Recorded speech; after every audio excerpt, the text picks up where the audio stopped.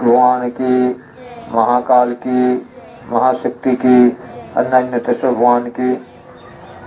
कमर सीधी करें, नेत्र बंद करें, बाएं हाथ नीचे, दाहिने हाथ ऊपर गोद में रखें। हमारे साथ साथ गायत्री महामंत्र। ओम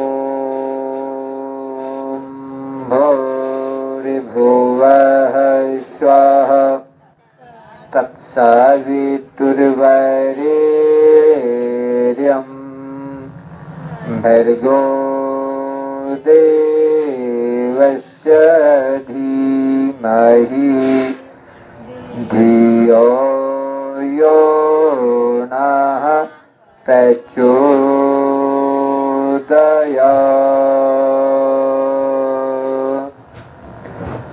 ओम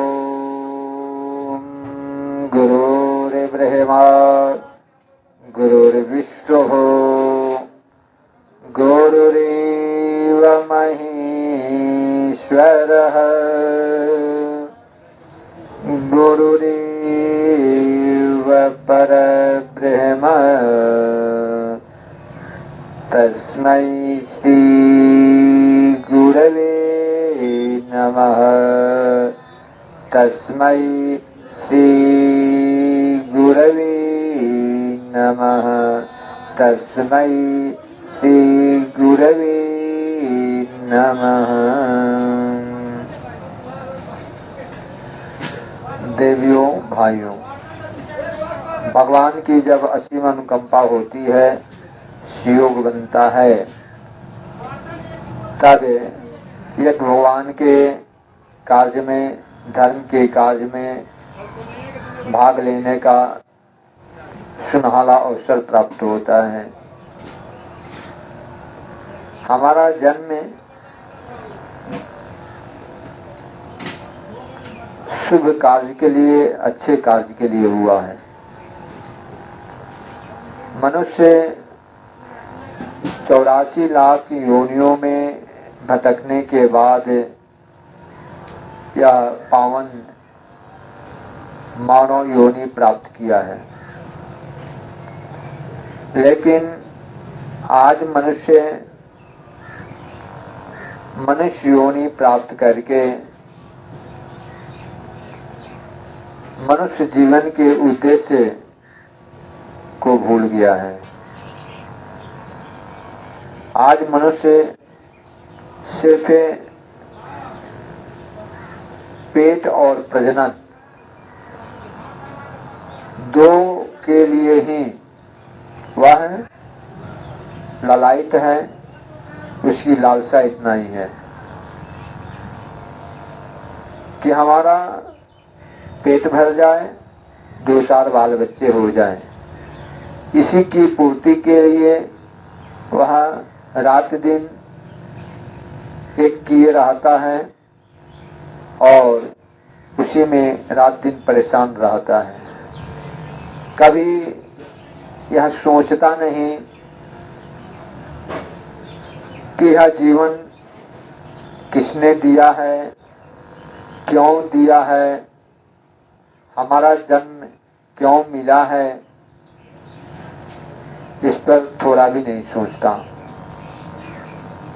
इस दुनिया में, इस धरती पर, इस संसार में हम रहते हैं तो इस दुनिया को चलाने के लिए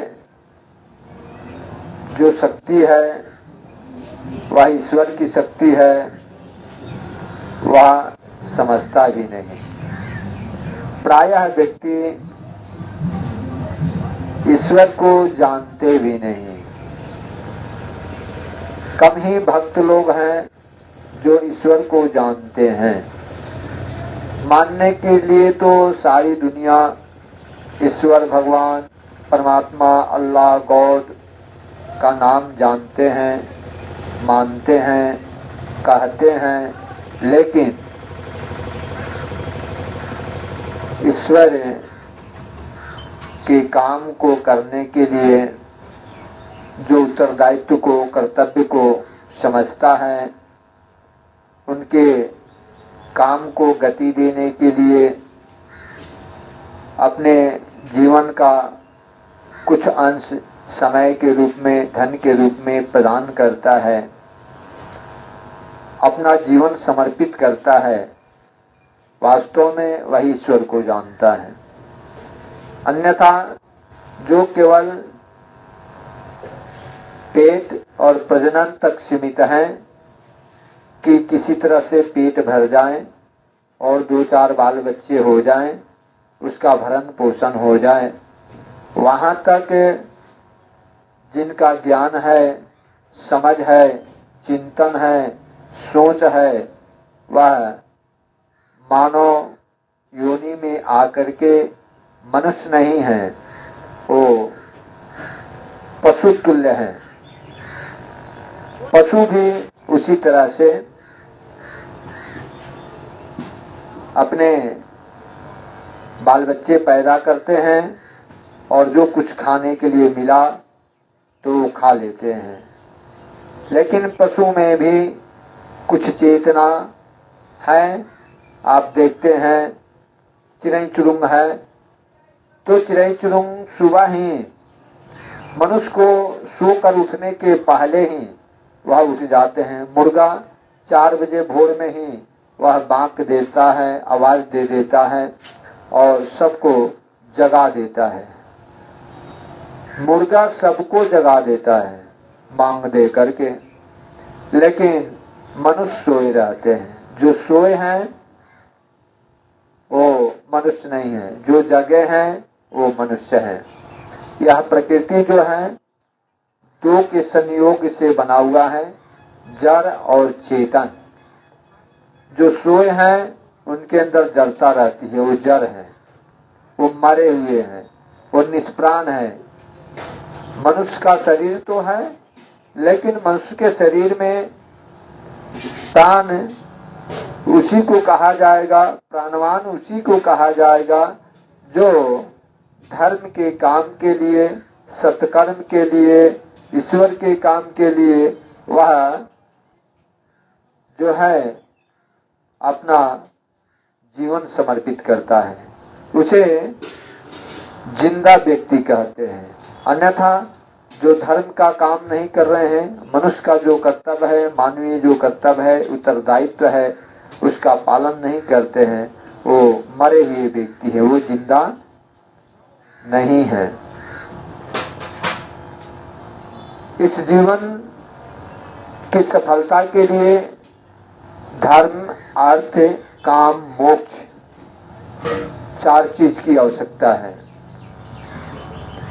अगर 4 कोई मनुष्य कर रहा है तो वह मनुष्य है, अगर 4 कोई नहीं कर रहा है तो वह मनुष्य नहीं है, वह पशु से भी गिरा हुआ है।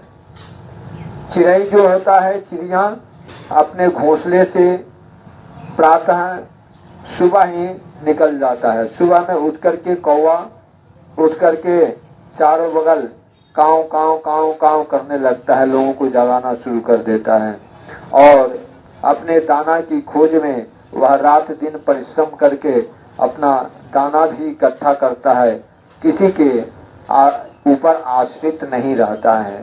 चिड़ै चुरुंग जो लोग भी हैं अपने पेट के लिए परिश्रम करते हैं, दौड़ लगाते हैं, उड़ान भरते हैं और जा करके और जहां तहां से अपने पेट का जो है वह लालन पोषण कर लेते हैं और शाम होते ही अपने घोंसले में प्रवेश कर जाते हैं। अपना घोंसला भी वो खुद अपने से बनाते हैं। इतना वो कला में जो है वह निपुण है कि अपनी घोंसला इतना बढ़िया से बना लेते हैं कि देख करके तज्जुब होता है, आश्चर्य होता है कि एक चिड़ै को कितना कला मालूम है, कितना ज्ञान है, वह अपना घोंसला बना लेते हैं। पशु पक्षी इतना सोच रखते हैं और मनुष्य भी वैसा ही करता है, केवल पेट और प्रजनन 2 की ही चिंता रखा हुआ है।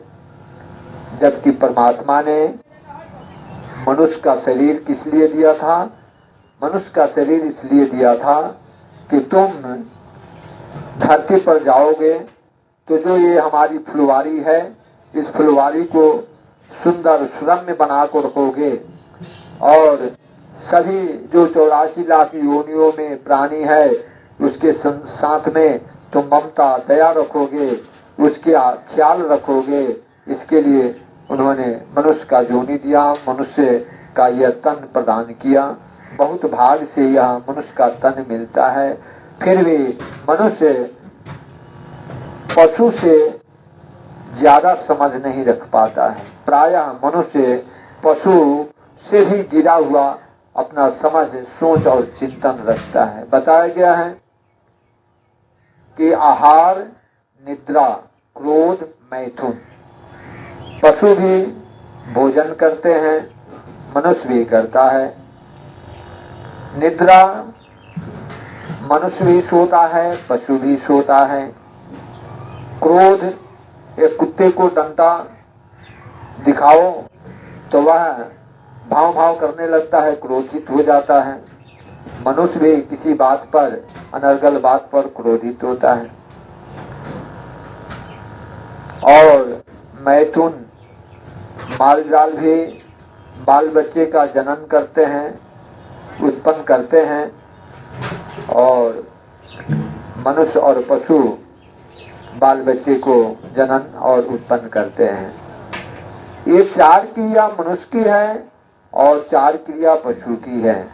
फिर मनुष्य और पशु में अंतर है क्या? कोई अंतर तो है नहीं। उससे कहीं अच्छा तो पशु है जो भीख नहीं मांगता है, चिड़ै चुरुंग है जो अपने उड़ान भर करके और दाना का जो है व्यवस्था बना लेता है। आजकल तो मनुष्य को देखा जाता है कि उसको 2 हाथ है, 2 पैर है, आंख है, सब पूरे शरीर में अंग अव्यय सब बढ़िया है, देखने में सुंदर राजकुमार की तरह है। लेकिन जहाँ तहाँ हाथ फैलाते चलता है और हाथ फैला करके भीख मांगते चलता है। ये शरीर में 2 हाथ भगवान ने किस लिए दिए? कि इस हाथ से कर्म करो। पैर इसलिए दिए कि तुम पैर से चल करके जाओ और अच्छे कर्म करो, मेहनत करो। आंख इसलिए दिए कि तुम देख सको कि तुम्हें क्या करना है, नहीं करना है। प्रकृति में पशु पक्षी कैसे जीते हैं, पेड़ पौधे कैसे हैं, किस प्रकार से लोगों को वह छाया प्रदान करते हैं, कैसे सहयोग करते हैं, कैसे क्या करते हैं, सूर्य भगवान कैसे रोशनी देते हैं, झरना किस प्रकार से लोगों की प्यास बुझाता है। इस प्रकृति में जो भी कुछ भी दिखाई देता है वो सबको सहयोग करने वाले हैं। पेड़ छाया देता है, हवा देता है और सूर्य भगवान रोशनी देते हैं, प्रकाश देते हैं। पृथ्वी हमें रहने के लिए, यहाँ पर जीवन बसर करने के लिए स्थान देती है, हमें अन्न जल प्रदान करती है। प्रकृति के जो कुछ भी है, नदी, पानी, तालाब, ये सब हमें प्यास बुझाते हैं और सिंचाई के लिए जल उपलब्ध कराते हैं। प्रकृति में जहाँ कुछ भी देखते हैं सब के सब मनुष्य के सहयोगी हैं, मनुष्य को सहयोग करते हैं। मनुष्य के काम में वह सहयोगी बने हुए हैं, वो सत्कर्म करते हैं। प्रकृति का जो कुछ भी तत्व है मनुष्य के काम में सहयोग करता है, वह सत्कर्म करता है। सहयोग करना यानी सत्कर्म करना। लेकिन मनुष्य इतना स्वार्थी है कि जो सत्कर्म करता है, जो तत्व है हमारे जो कार्य में सहयोगी है, उसका ही हनन करता है, उसे ही काट फेंकता है। पेड़ पौधे हवा देते हैं तो क्या करता है? पेड़ पौधे ही काट देते हैं। रास्ता चलने के लिए है तो रास्ता को सफाई रखना चाहिए, तो रास्ते पर पूरी गंदगी जो है घर के निकाल कर घर की सफाई करके और रास्ते पर ही डाल देते हैं। नदी है जो कि हमें सिंचाई के लिए है, नदी में ही सारा नाली का पानी बहा देते हैं, गंदे नाली बहा देते हैं और इसके बाद से बहा करके नदी का पानी जो है गंदा कर देते हैं। यानी कि इतना मनुष्य का चिंतन जो है, स्वभाव जो है इतना गिर गया है, इतना गिर गया है कि क्या कहा जाए। केवल अपने स्वार्थ के लिए वह जीवन बसर करता है। वैसा जीवन बसर करना क्या है? वह मरे हुए व्यक्ति की पहचान है। जो मरा व्यक्ति है, जिसे जो मर जाता है तो उसको जला दिया जाता है, कुछ बोलता नहीं है, गूंगा हो जाता है, वह क्या हो जाता है, स्थिर पड़ जाता है।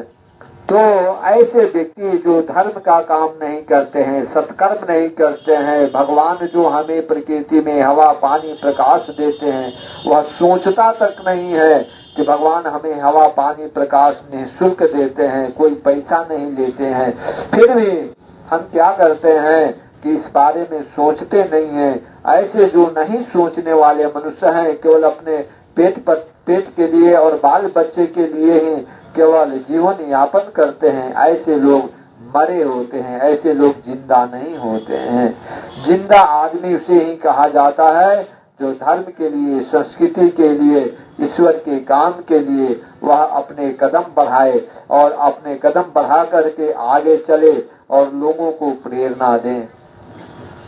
इस तरह से जो ईश्वर के काम में भाग नहीं लेते हैं, सत्कर्म नहीं करते हैं और हमेशा अधर्म की बातें सोचते हैं, कुकर्म की बातें सोचते हैं, अपने केवल फायदे की बात सोचते हैं, लोभ लालच की बात सोचते हैं, शैतानियत करते हैं, ऐसे लोग जो हैं धरती पे रहने के लायक नहीं है। पशु को रहने के लिए जो ड्यूटी मिली है, चिड़िया चुरुंग को रहने के लिए, पक्षियों को रहने के लिए जो ड्यूटी मिली है, वह सारा ड्यूटी जो है वो अपना काम जो है कर रहा है। लेकिन मनुष्य को भगवान ने जो जिम्मेवारी दी थी कि जाकर तुम हमारी प्रकृति को सुंदर सुरम्य बनाना, उसकी शोभा बढ़ाना, आज मनुष्य भगवान की दी हुई जिम्मेवारी को वह पालन नहीं करता है, भगवान की उम्मीद को वो नाउम्मीद में बदल देता है। भगवान आज के मनुष्य बहुत ही दुखी हैं। प्राचीन समय में सभी इस धरती पर रहने वाले मनुष्य देवता थे, वह भगवान के काम को समझते थे, सत्कर्म को समझते थे, धर्म की बात को समझते थे और धर्म के रास्ते पर चलते थे। आज तो धर्म की बात कोई सुनना नहीं चाहता है, समझना नहीं चाहता है कि धर्म है क्या। आप देखेंगे तो भगवान गीता में बता रहे हैं कृष्ण को कि कर्म करो, कर्म करो।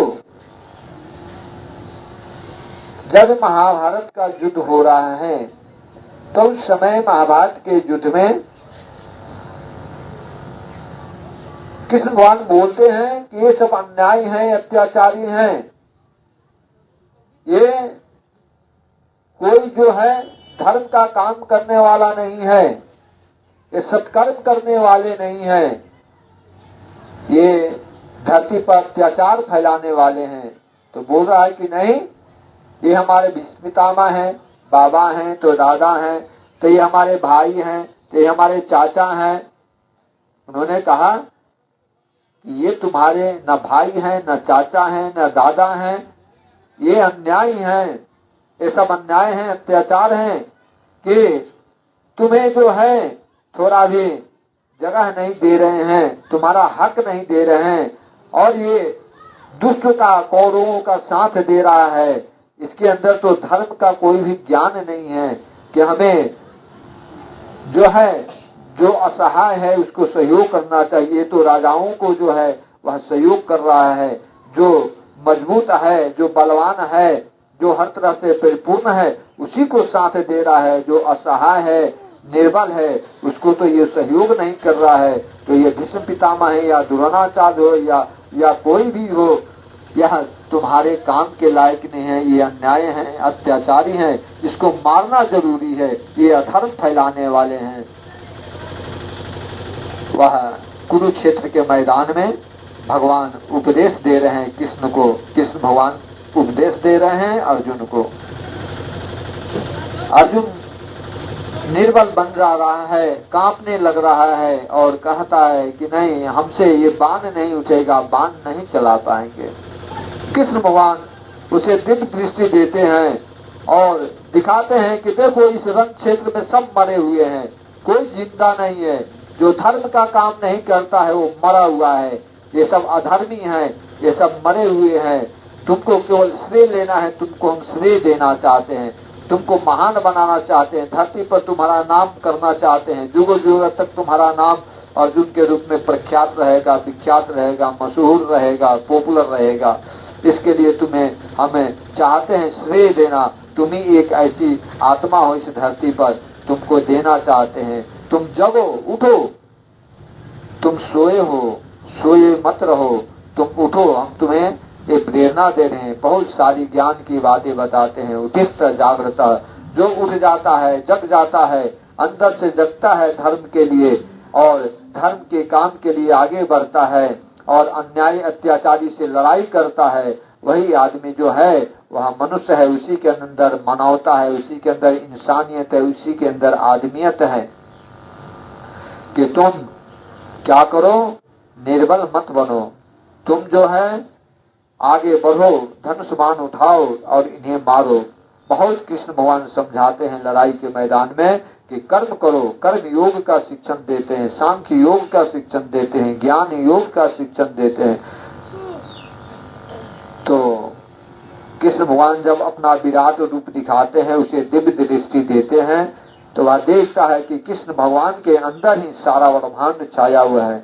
और देख रहे हैं कि जिसको हम मारने के लिए बाण नहीं उठा रहे हैं, वो लोग तो मरे हुए हैं, गिरे हुए हैं।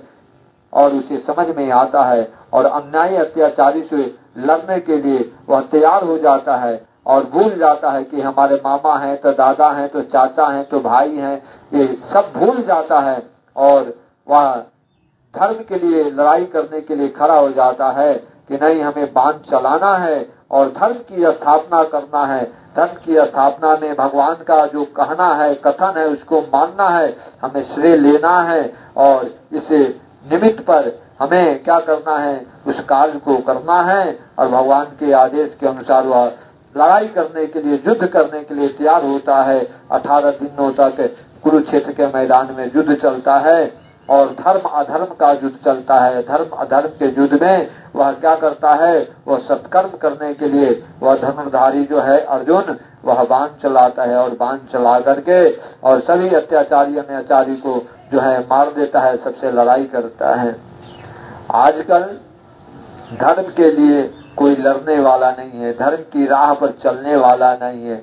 बार बार इस धरती पर भगवान आए हैं रावण को मारने के लिए, दुशासन को मारने के लिए, दुर्योधन को मारने के लिए, कंस को मारने के लिए। जो भी अत्याचारी इस धरती पर आकर के सत्कर्म नहीं करके कुकर्म कर रहे थे और कुकर्म करके और इसे धरती का विनाश कर रहे थे, प्राणियों को सता रहे थे, प्राणियों को दुखा रहे थे, उसके लिए वो आ करके बार बार लोगों को प्रेरणा दिए और प्रेरणा दे करके जगाएं कि तुम जगो, उठो, जगो, धर्म के लिए आगे बढ़ो, इसी के लिए तुम्हारा जन्म हुआ है और जगा करके उसे आगे बढ़ाए हैं। जो जग जाता है वो जिंदा है, जो सोए रहता है वो मरा हुआ है। इसलिए हमारे शरीर के अंदर प्राण है तो क्या है, प्राण है और केवल पेट प्रजनन के चक्कर में हम पड़े हुए हैं, फेरे में पड़े हुए हैं, माया मोह के चक्कर में पड़े हुए हैं। जिस प्रकार से अर्जुन माया मोह के चक्कर में पड़ा हुआ था कुरुक्षेत्र के मैदान में, और हम भी इसी तरह से हमारे लिए संसार जो है कुरुक्षेत्र का मैदान है, लड़ाई का मैदान है। हमारा जन्म जो हुआ है यह जीवन लड़ाई के लिए मिला हुआ है। हमें लड़ना है माया मोह से, लोभ लालच से लड़ना है। माया मोह में, लोभ लालच में अगर हम फंसे हुए रह गए तो हम मरे हुए व्यक्ति हैं, हम जगे हुए व्यक्ति नहीं है। अपने जीवन के उद्देश्य को समझना है कि भगवान ने इस धरती पर हमें क्यों भेजा है। धर्म, अर्थ, काम, मोक्ष, हर व्यक्ति को धर्म की राह पर चलना है। आज मनुष्य धर्म की राह पर चलना नहीं चाहता है, केवल अर्थ कमाने के चक्कर में पड़ा हुआ है। जो अर्थ कोई साथ नहीं जाता है। हम बिल्डिंग बना लेते हैं, कोठा अटारी बना लेते हैं, गाड़ी बंगला कर लेते हैं, करोड़ रुपया बैंक में बैलेंस कर लेते हैं, ये सब कर लेते हैं। अपने एक बिता के पेट के पोषने के लिए हम पैसा कमाना चाहते हैं तो 2 रोटी तो कहीं से भी मिल जाएगा। साईं इतना दीजिए जामे कुटुंब समाए, ये तो कभी भी मिल सकता है, नहीं मिल सकता है सो बात नहीं है। लेकिन हम इतना ना धन कमाने के पीछे भाग रहे हैं कि थोड़ा भी समय भगवान के भजन के लिए 5 मिनट भी भगवान का भजन करने के लिए, मंत्र जप करने के लिए, भगवान के बारे में सोचने के लिए हमारे पास समय नहीं है। और हम कहते हैं कि मनुष्य हैं। हम मनुष्य हैं कहाँ कि जो भगवान का भजन नहीं कर पाते हैं। कहा गया है हमारे शास्त्रों में कि गायत्री उपासना नित्या सर्ववेदे समेता या बिना त्वथा पातो ब्राह्मणस्व अस्ति सर्वदा। जो मनुष्य रोज नित्य गायत्री माता की उपासना नहीं करता है, संध्या बंदन नहीं करता है, भगवान का भजन नहीं करता है, भगवान का नाम नहीं लेता है, भगवान की पूजा नहीं करता है, वह आदमी जो है वह मनुष्य नहीं है, वो तो पशु के समान है। उसके हाथ का तो कोई चीज दिया हुआ खाना नहीं चाहिए। यहाँ तक बताया गया है कि वह तो वो जो भी हाथ से करेगा और जो कुछ भी देगा वो आदमी कुसंस्कारी हो जाएगा, पाप लगेगा। इसलिए हर व्यक्ति को शास्त्रों में बताया गया है कि हर व्यक्ति जो भगवान की भजन कर रहे हैं, 3 टाइम त्रिकाल संध्या कर रहे हैं, वो मनुष्य है। 3 टाइम पार नहीं लगता है तो 1 टाइम भी तो करो। 1 टाइम भी नहीं करते हैं, जो 1 टाइम भी भगवान का भजन नहीं कर पाते हैं, वह आदमी की गिनती में नहीं है। वो तो सोए हुए आदमी है, वो जगे हुए आदमी नहीं है। वो तो केवल अपने पेट की चिंता करते हैं और अपने प्रजनन की चिंता करते हैं। ऐसे लोगों से कोई उम्मीद नहीं रखी जा सकती है। इसी के लिए जो लोग जिनकी चेतना जागृत नहीं है, इस शरीर के अंदर जड़ है और चेतन है। जड़ और चेतन के संयोग से जो प्रकृति बना हुआ है, हर व्यक्ति के अंदर भी, मनुष्य के अंदर भी जड़ और चेतन है। जड़ता जब छाई रहती है तो पेट के फेरे में और प्रजनन के फेरे में, बाल बच्चे के फेरा में रहते हैं, माया मोह के फेर में रहते हैं, लोभ लालच के फेर में रहते हैं, स्वार्थ के फेर में रहते हैं। और जब चेतना हमारी जागृत होती है तो हम भगवान के फेरा में लगते हैं। भगवान के फेरा में लगते हैं कि भगवान का काम कैसे धरती पर बढ़े। तो देखने में हमारा शरीर दिखाई देता है कि चल रहे हैं, फिर रहे हैं, दौड़ रहे हैं, ये सब काम कर रहे हैं, लेकिन हम निष्प्राण हैं, हमारे अंदर प्राण नहीं है। हम सोए हुए हैं क्योंकि हम केवल माया मोह लोभ मोह के फेरा में पड़े हुए हैं, माया के चक्कर में पड़े हुए। माया के चक्कर में जो पड़ा हुआ रहता है वह आदमी सोया हुआ आदमी है, मरा हुआ आदमी है, वो जिंदा आदमी नहीं है। जो धर्म के लिए अर्जुन की तरह बाण उठा लेता है और संसार में जो है बाण उठा करके, और जो कुछ भी अधर्मी लोग हैं, अत्याचारी हैं, उसके लिए वो खड़ा हो जाता है और खड़ा होकर के अपना बाण चलाता है। तो ऐसे लोग धार्मिक होते हैं, ऐसे लोग जगे होते हैं, उनकी चेतना जागृत होती है। अपनी चेतना को जगावें। अपनी चेतना को जो जगाता है वही जो है धर्म का काम करता है, वही जीवित और जिंदा व्यक्ति इस धरती पर है। हम जिंदा व्यक्ति बने, हम मरे हुए व्यक्ति की गिनती में ना आवे। ऐसा सोच अपना विकसित जो मनुष्य करता है वही व्यक्ति वास्तव में इस धरती पर रहने के लिए है, धरती की शोभा बढ़ाएगा। नहीं तो धरती पर वह भार है, धरती के लिए, इस संसार के लिए वो कलंक का टीका है।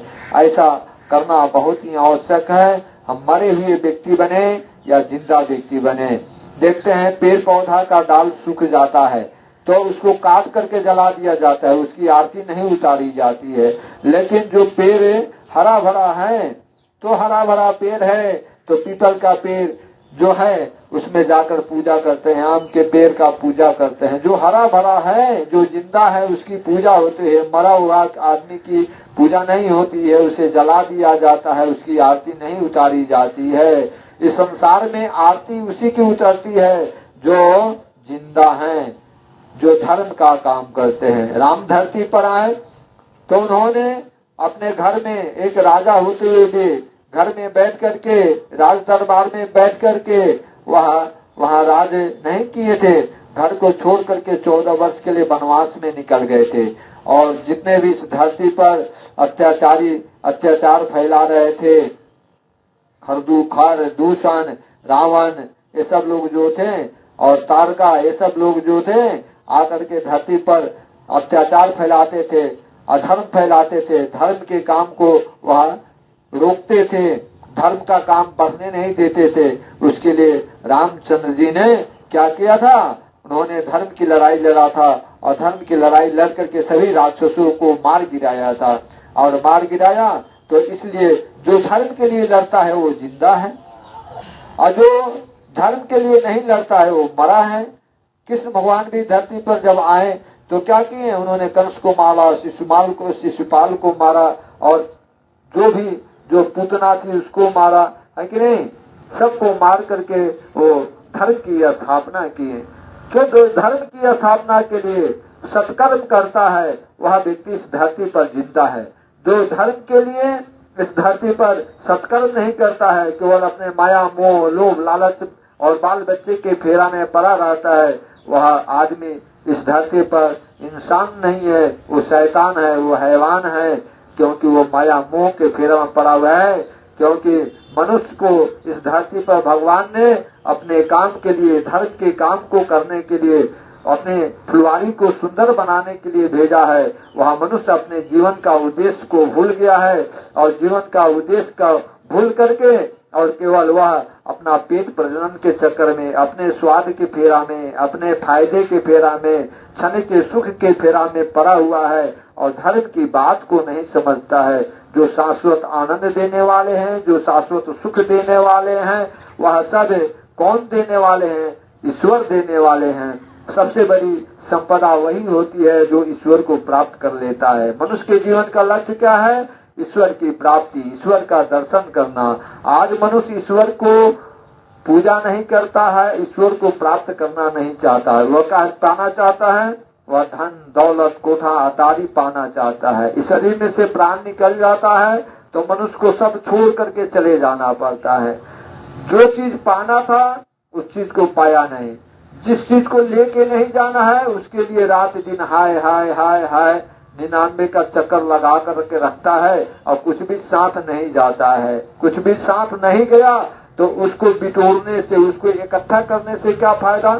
जो इकट्ठा करना था, जो सत्य चीज है, सत्य चीज को इकट्ठा नहीं किया। असत्य जो है, नश्वर जो है, नष्ट हो जाने वाला है, कुछ जाने वाला साथ में नहीं है, तो कुछ साथ में जाने वाला नहीं है, उसी को बिटोरने के लिए हम लगे हुए हैं। इसका मतलब है कि हम मरे हुए व्यक्ति हैं, अपने जीवन के उद्देश्य को हम समझ नहीं पा रहे हैं। जो साधु संत होते हैं, ज्ञानी होते हैं, वो समझ जाते हैं। वो समझ जाते हैं कि नहीं भाई, हमारे साथ तो कुछ जाने वाला नहीं है। तो जब जाने वाला नहीं है तो घर द्वार छोड़ करके अपना भगवान की भक्ति में, भजन में लग जाते हैं, और भगवान की भक्ति भजन करने लगते हैं, भगवान का दर्शन करते हैं।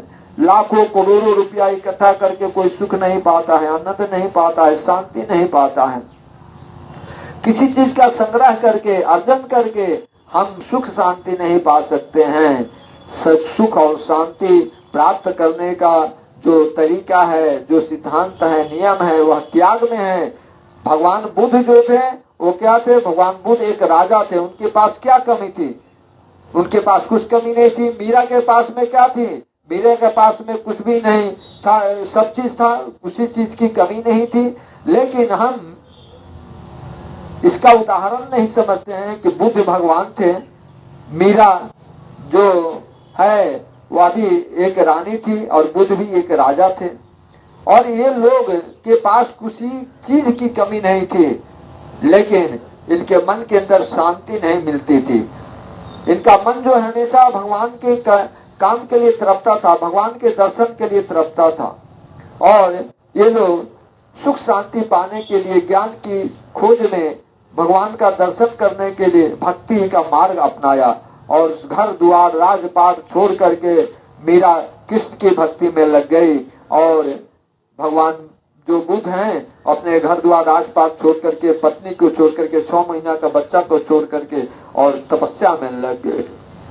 जब ये लोग लगे तो इन्हें समझ में आया, इनकी चेतना जागृत हुई, इन्हें समझ में आया कि धर्म क्या होता है, अधर्म क्या होता है, जिंदा क्या है और मुर्दा क्या है। इनको समझ में आया, और समझ में आया और उन्होंने अपने जीवन से कुछ ऐसा करके दिखाया कि आज जो करके दिखाया कि जो लोग भी इस धरती पर वह धर्म का काम किया, राम को, कृष्ण को सब लोग जानते हैं, बुद्ध को सब लोग जानते हैं, विवेकानंद को सब लोग जानते हैं, मीरा को सब लोग जानते हैं, क्योंकि इन्होंने भगवान के काम के लिए अपने जीवन का उद्देश्य समझा, और जीवन के उद्देश्य को समझ करके अपना जीवन समर्पित किया। हमारा जो जीवन मिला है भगवान के काम के लिए समर्पित करने के मिला हुआ है। अगर हमें अंदर अपने अंदर ज्ञान हो जाता है, यह समझ में आ जाती है कि भगवान के काम को करना है, धर्म के काम को आगे बढ़ाना है, फैलाना है, तभी हम जिंदा हैं, हमारी चेतना जागृत है। अगर हम अपने बाल बच्चे के फेरा में, घर द्वार के फेर में, धन बिटोरने के फेर में लगे हुए हैं जो नश्वर है, कुछ साथ जाने वाला नहीं है, तो हम इस धरती पर मरे हुए व्यक्ति हैं। हम अपने जीवन के उद्देश्य को नहीं समझ रहे हैं, हम किसी का कुछ नहीं बिगाड़ रहे हैं, हम अपना बिगाड़ रहे हैं, भगवान का कुछ नहीं बिगाड़ रहे हैं। जो भगवान को समझेगा, भगवान को जो समझेगा वो भगवान को प्राप्त करेगा और वही कुछ इस धरती से लेके जाएगा, वही कुछ पुण्य लेके जाएगा। शाश्वत कमी क्या है? धन नहीं है, पुण्य है। आज पुण्य लोग इकट्ठा नहीं करना चाहता है, आज धन इकट्ठा करना चाहते हैं। धन इकट्ठा करने वाले मूर्ख होते हैं, जड़ होते हैं, जड़ता छाई रहती है उनके अंदर। कितना भी धन बिटोर लेंगे लेकिन वो क्या है, वह धनी नहीं कहलाएंगे। उनके पास 2 रोटी के लिए कोई जाता है तो दुदुरा करके भगा देते, वह धन किस काम का। भगवान ने उसे धन दिया था सत्कर्म करने के लिए, लेकिन कोई भिखारी जाता है तो उसको दुदुरा कर भगा देते हैं, फटकार देते हैं, उल्टे में उपदेश देना शुरू कर देते हैं। तुम्हारे द्वार पर कोई आया, किस भेष में भगवान तुम्हारे द्वार पर आ जाएंगे, कोई ठिकाना नहीं है। और तुम्हें समझ में नहीं आया, 2 रोटी देने के बजाय उपदेश दे दिया, तुम वो भगवान 2 आंख दिए हैं, 2 हाथ दिए। अरे तुम्हारे द्वार पर किसी कारण से भगवान की कृपा से पहुंचा अगर कोई व्यक्ति, उसको 2 तुम्हें मौका मिल रहा है सत्कर्म करने के लिए, पुण्य कमाने के लिए, लेकिन तुमने पुण्य नहीं कमाया, उपदेश देना शुरू किया और तुमने पाप कमा लिया। तो धर्म करने का मौका भी भगवान किसी जन्म के पुण्य के कारण देते हैं, फिर भी वह व्यक्ति समझ नहीं पाता है और उस भिखारी को फटकार देता है, उपदेश देता है। तो हमें इस जीवन में अपने आप को क्या करना है? जिंदा बनाना है या मुर्दा? जिंदा अगर बनाना है, जीवित अगर हम हैं तो अपनी चेतना को जगाओ, अपनी चेतना को ईश्वर में लगाओ, अपने समय को, अपने धन को ईश्वर में लगाओ। अगर हम ऐसा करते हैं तो जीवन के उद्देश्य को समझ रहे हैं, अपने जीवन को हम सार्थक बना पाएंगे। अगर ऐसा हम नहीं करते हैं, केवल बाल बच्चा का फेरा में, धन कमाने के फेर में है, तो हम इस धरती पर मरे हुए व्यक्ति हैं। जो आदमी मर जाता है तो मरा हुआ व्यक्ति जो स्थिर होता है वह कुछ बोलता नहीं है, तो उसमें और जो माया मोह के फेर में लगे हुए हैं, जो भगवान के काम को नहीं समझते हैं, तो उसमें कोई अंतर नहीं है, दोनों मुर्दा ही हैं। इसलिए हमें इस जीवन का उद्देश्य को समझना है, अपने आप को जिंदा बनाना है, जीवंत और जागृत बनाना है। अपने आप को जिंदा और जागृत बनाएंगे, राम कृष्ण बुद्ध विवेकानंद की तरह हम अपने आप को बनाएंगे, ऐसा सत्कर्म करेंगे, धर्म का काम करेंगे, तभी हमारा जीवन सफल होगा। तब जीवन के 4 चीज जो हैं, धर्म अर्थ काम मोक्ष, तब मोक्ष की प्राप्ति होगी। यह संसार भवसागर है, इस भवसागर से पार होना बड़ा ही मुश्किल है। इस भवसागर से वही पार होगा जो भगवान को पकड़ लेगा। जो भगवान को छोड़ देगा इस भवसागर से नहीं निकलेगा, भवसागर में अटक जाएगा। भवसागर से पार होने के लिए जिंदा मनुष्य बने, मुर्दा मनुष्य नहीं बने। मुर्दा व्यक्ति को दहवा दिया जाता है, कहाँ पर? तो गंगा में, पानी में दहवा दिया जाता है, जला दिया जाता है। तो लोग जिंदा में भी रह करके जो है घर परिवार में सब कुछ कमाते हुए भी अपने बाल बच्चे परिवार के जो है प्रताड़ना से जलते रहते हैं। अग्नि में जलाया जाता है तो जलते हैं। लोगों के घर में पतोह है, बेटा है, उसको कमा खिमा खिला करके उसको पाल पोष के बड़ा किए हैं, वह प्रताड़ना देता है, मारता है, पीटता है, तो भी उसी तरह से भी हम जलते हैं, है कि नहीं? तो दुख भी जिसके अंदर आ रही है, दुख की वर्षा हो रही है, तो समझ लें कि हम जो है अग्नि हमें जला रही है। तो इस जिंदा शरीर में प्राण रहते भगवान का काम नहीं कर रहे हैं तो हम निष्प्राण हैं और हम जल ही रहे हैं। तो इसलिए हमें क्या करना है? हमें अपने आप को धर्म के काम के लिए आगे समर्पित करना है, भगवान को समर्पित करना है। नहीं तो महाकाल का डंडा चलता है, महाकाल कब इस धरती पर से किसी को बुला लेगा कोई ठिकाना नहीं है। अपने इस जीवन को ये न समझे कि हमारा अपना जीवन है, ये अपना अधिकार मत समझे कि मेरा ही है। यह आपका नहीं है, वह उसकी संपत्ति है, आपको दिया है, आपको कुछ करने के लिए दिया है, अच्छा काम करने के लिए दिया है, सत्कर्म करने के लिए दिया है, कुछ पुण्य कमाने के लिए दिया है।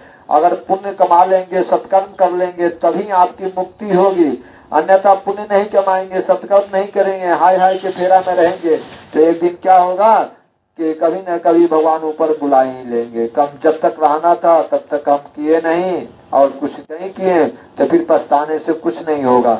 इसलिए अपने इस धरती के पर आने का उद्देश्य समझें और पुण्य कमा लें, वह जीवन में आपको जो है मोक्ष और मुक्ति प्रदान करेगा। क्योंकि अंत में तो हिसाब किताब जमराज के पास देना होता है। जमराज जो है किसी को छोड़ता नहीं है, जो जैसा इस धरती पर काम किया है, जो जैसा कर्म किया है उसी के अनुसार उसको जोनियां मिलती है। अगर हम इस धरती पर सत्कर्म किए हैं, अच्छे कर्म किए हैं तो हमें स्वर्ग मिलेगा, या धरती पर हमने कुकर्म किया है, गलत सलत किया है, भगवान का काम नहीं किया है तो हमें फिर किसी जानवर की योनि में, पशु की योनि में, इस तरह तरह की योनियों में हमें जाना पड़ता है। इसके बारे में गीता में श्री कृष्ण भगवान बताते हैं कि जो सतो गुण धारण करते हैं, अच्छे कर्म करते हैं, अच्छे कर्म करते हैं और संत स्वभाव बना लेते हैं, वो उस लोक को जाते हैं। कहाँ जाते हैं? भगवान के पास जाते हैं, स्वर्ग में जाते हैं, ब्रह्मलोक में जाते हैं।